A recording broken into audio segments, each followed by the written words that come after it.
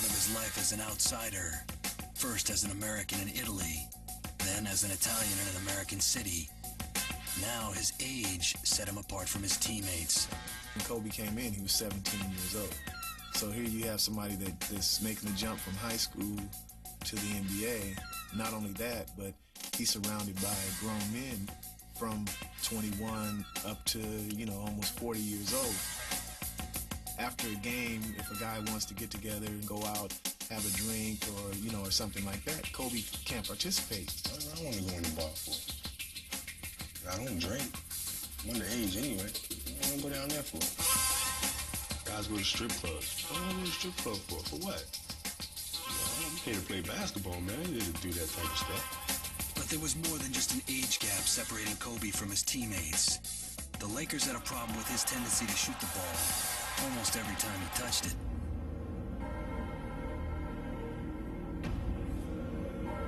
There were times when I just would shake my head. This kid needs to calm his game down. He needs to learn how to use everybody else. And once he does that,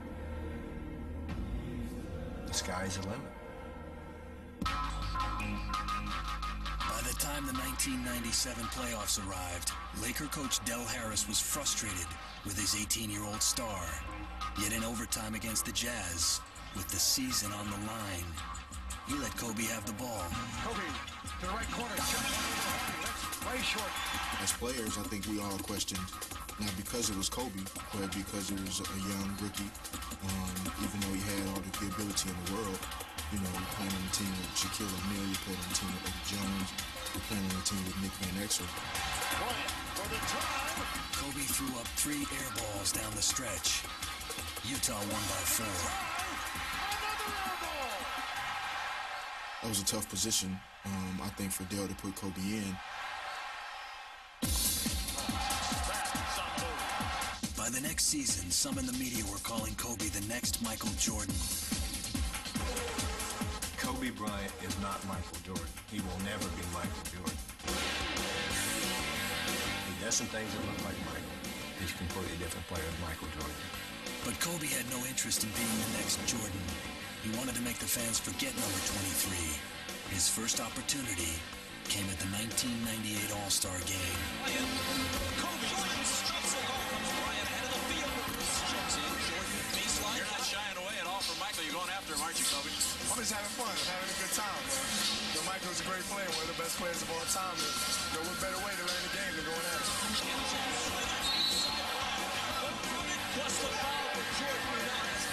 Kobe went at him, but that night, Michael was the best. 4 months later, the Lakers were hot going into the 1998 playoffs. And now a steal by Kobe. Foot race to Derek Strong. But then the Jazz beat them in 4 straight. 96-92, and the sweep is complete. Many said the Lakers' failures stemmed from disharmony between stars Kobe Bryant and Shaquille O'Neal. More blamed Kobe than Shaq. Everybody knows Shaq's the man. But why it couldn't be 2 great players playing together, I don't understand. There's no need for that. There's no need for guys bickering. You know what I mean? I even told Kobe that. You know what I mean? There's no need for that. You guys need to go out and play and win. As the new season approached, one thing was clear. If the Lakers were ever going to rise to their potential, something or someone was going to have to give or go. At the tender age of 20, Kobe Bryant was living the modern American dream. He had a $71 million contract with the NBA's marquee team in the nation's most glamorous city. He was wildly popular with the fans, especially the young ones. Kobe's talent and star quality were obvious, but to his coaching staff and teammates, he was a headstrong loner whose showboating style hurt the team and cost them key victories. That's the part that, probably a lot of us question and a lot of people on the outside of our organization question is, what exactly are your motives in thinking that way? Is it just because you feel like you're that good, or are there for some other personal reasons that do not involve what's best for this basketball team?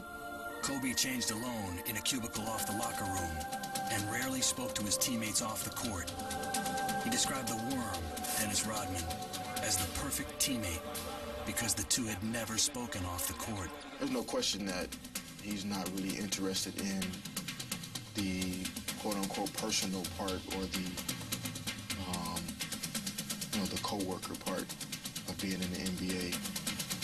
I think Kobe growing up in a different era and growing up, overseas in Italy, he has chosen to be a loner because if he looked around, there's not another Kobe Bryant.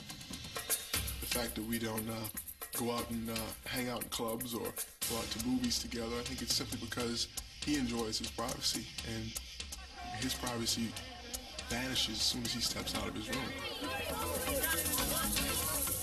In the spring of 2000, Kobe met Vanessa Lane on a music video soundstage. I met her, and like, hey, what's your name? Like, Vanessa. That was it. She had like a little sparkle in her eye and everything, and that was it for me.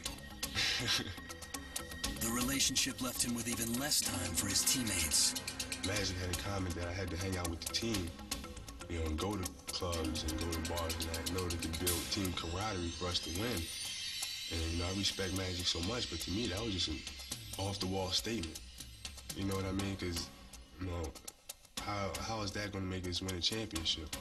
For me to go out to a club and hang with the guys and do this, that, and the other. There are other ways we can go about doing this. Kobe kept his distance from the other Lakers, and although neither man would admit it, he was stuck in an ugly rivalry with the other star of the team, Shaquille O'Neal. They're like, worrying about whose team it is, who has the most commercials and all of these other things.